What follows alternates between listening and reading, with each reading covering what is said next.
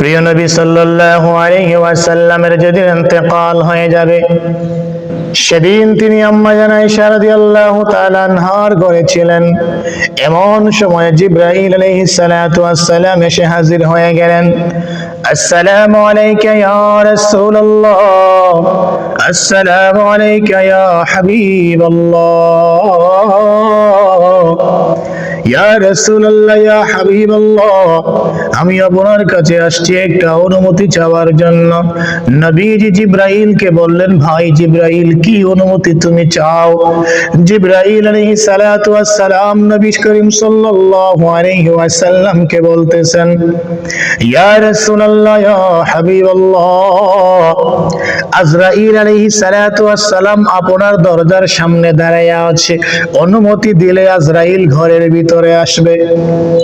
ইয়া রাসূলুল্লাহ, ইয়া হাবিবাল্লাহ, দুনিয়ার শুরু থেকে আদম আলাইহিস সালাতু ওয়াস সালাম আপনার পূর্ববর্তী নবী ঈসা আলাইহিস সালাতু ওয়াস সালাম পর্যন্ত যত নবী রাসূল ছিলেন, সমস্ত নবী রাসূলের কাছে আজরাইল এসেছেন, তাদের রূহটাকে বের করে নিয়েছেন। কারো কাছ থেকে অনুমতি নেয় নাই, কারো কাছ থেকে অনুমতির প্রয়োজন হয় নাই।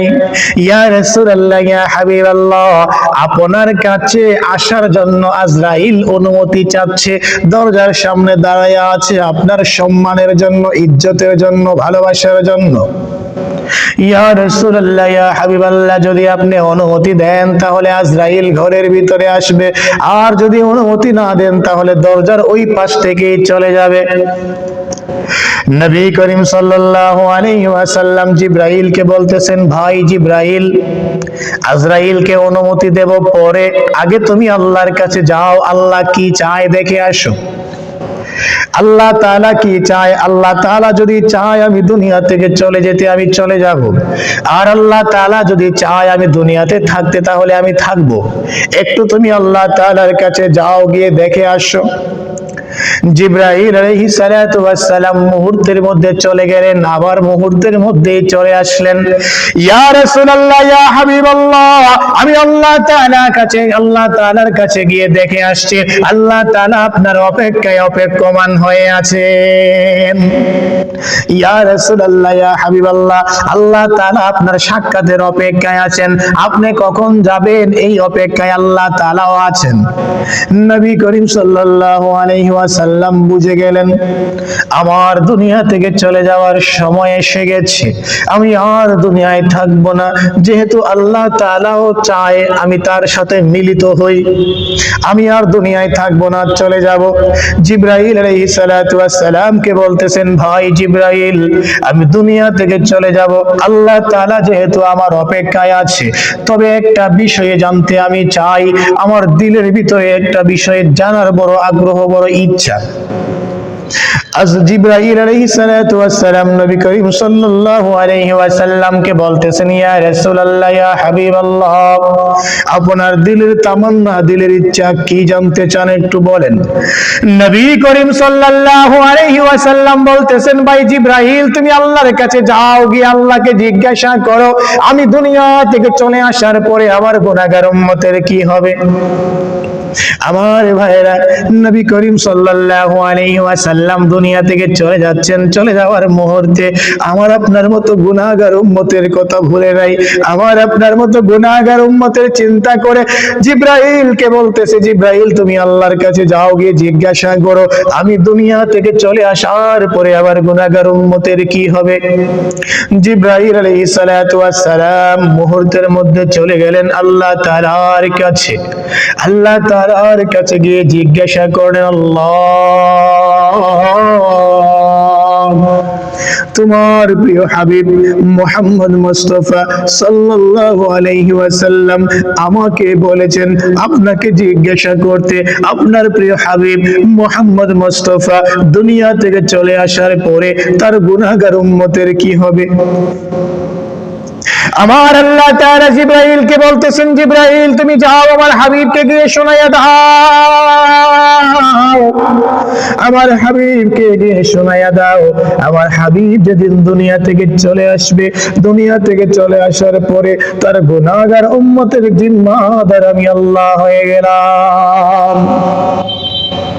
নবী করিম সাল্লাল্লাহু আলাইহি ওয়াসাল্লাম দুনিয়াতে যতদিন ছিলেন সাহাবায়ে কেরাম বিপদে আপদে দৌড়াইয়া রাসূলের কাছে গেছেন, ইয়া রাসূলুল্লাহ, ইয়া হাবিবাল্লাহ, আমি বড় সমস্যায় পড়েছি, আমি বড় বিপদে পড়েছি, একটু দোয়া করুন আল্লাহ যেন আমার বিপদকে সহজ করে দেয়।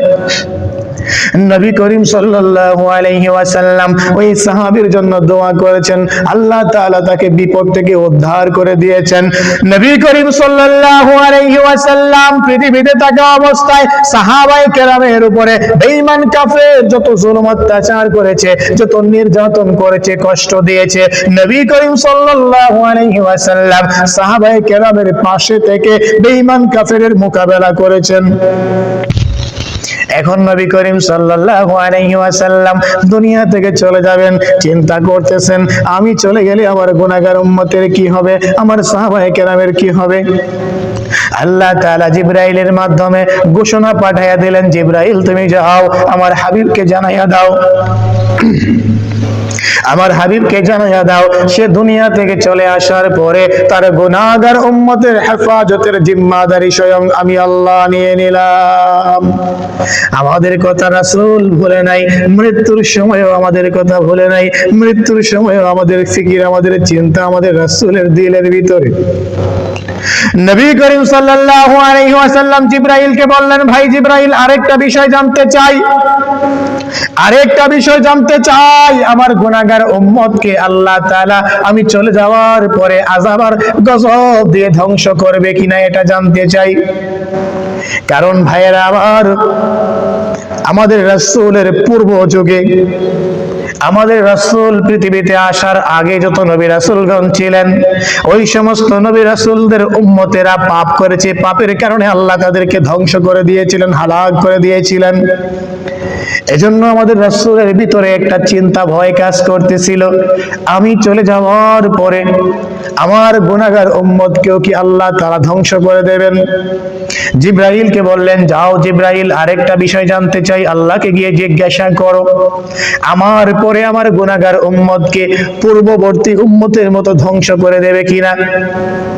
আল্লাহ তাআলা জিবরাইলকে বললেন, জিবরাইল তুমি আমার হাবিবকে শোনাইয়া দাও, আমার প্রিয় হাবিব দুনিয়া থেকে চলে আসার পরে তার গুনাহগার উম্মতকে আমি একসাথে আযাব দিয়ে ধ্বংস করব না,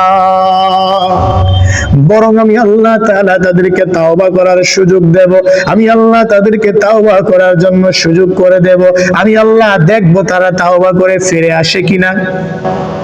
নবী করিম সাল্লাল্লাহু আলাইহি ওয়াসাল্লাম যদি সেদিন মৃত্যুর সময় আল্লাহর কাছ থেকে এই বিষয়গুলোর ওয়াদা না নিতেন, তাহলে আজকে আমরা যত বড় পাপী, যত অপরাধ করি, যত পাপ করি, এই পাপের কারণে আল্লাহ কত আগেই আমাদেরকে হালাক করে দিতেন, ধ্বংস করে দিতেন। অতীতের নবী রাসূলগণের উম্মতেরা যেই পাপ করেছে, এক একটা পাপের কারণে তারা ধ্বংস হয়েছে, তাদেরকে আল্লাহ পাক হালাক করে দিয়েছেন। আর আমরা এই উম্মতে মুহাম্মদী এত অপরাধ করি, এত পাপ করি, অতীতের সমস্ত উম্মতকেও ছাড়িয়ে গিয়েছে আমাদের পাপ, আমাদের অন্যায়, তবুও আল্লাহ আমাদেরকে ধ্বংস করে না, হালাক করে না। এর একটা কারণ মৃত্যুর সময় আমার রাসূল আল্লাহর কাছ থেকে ওয়াদা নিয়েছিলেন, হে আমার আল্লাহ, আমি দুনিয়া থেকে চলে আসার পরে আমার গুনাহগার উম্মতকে তুমি তাওবার সুযোগ দিও, তাদেরকে একসাথে আযাব দিয়ে ধ্বংস করো না। এজন্যই আজকে আমরা পৃথিবীতে বেঁচে আছি, এজন্যই আজকে আমাদের জমিন নড়ে কিন্তু আমরা ধ্বংস হই না, আমাদের জমিন নড়ে কিন্তু বিল্ডিং পড়ে না, শুধুমাত্র সেই ওয়াদার কারণে।